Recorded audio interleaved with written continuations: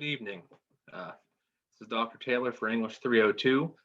I'm a little late with my week 5 update, so we're at week 5 now, but let me share my screen so I can give you the quick and dirty details for week 5. Just currently in my parents' spare bedroom. Very quiet now, but it wasn't quiet during the day.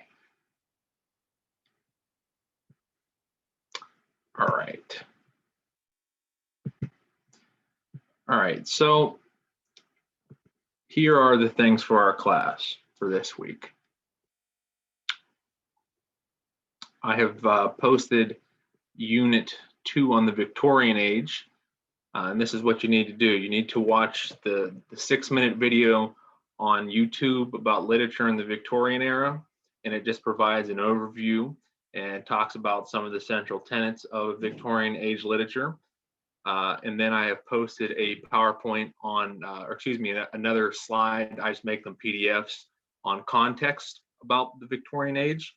It's useful to understand the context of the Victorian age because it was such a rapidly growing time period in England, and London was becoming the economic center of the world. And it was also beginning to become a cultural center of the world, taking that away from France, from Paris. And the rapid industrialization plays a hand in what we see in the literature of that time period. So very important to understand the context. And then I have exam number 1 from the previous unit. If you didn't do that, you have until Friday to do that. You only get 1 attempt to do it. So if you're taking it and somehow or another you get kicked out or your internet shorts out or whatever the case is, just email me, let me know, and I can unlock it for you. Next is the Norton Volume E period introduction. The period introductions from the Norton anthologies are quite meaty and long, and they got small words. So 20 pages to really be like 25 or 30 pages. So if you have the anthology, only read pages 20 to 27, where it just talks about the aspects and the tenets and characteristics of the literature from that time period. So if you have it, only read 20 to 27. If you're getting it off of here, I just uploaded those pages. And then lastly, you will want to look at the tenets of Victoria era literature. I cultivated a pretty word-heavy Google slide that talks about the Victorian period, but not so much the historical context, but what the literature does from that time period. And that will be very useful as we go through the next unit. And then once you finish all that stuff, I have it all set up where you have to do everything in the week 5 module before you can do the D2L post.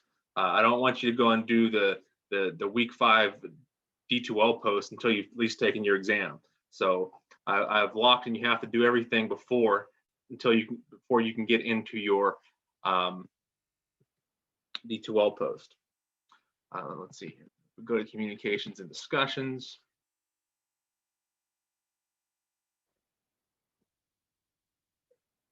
There it is, and this post is on Elizabeth Barrett Browning.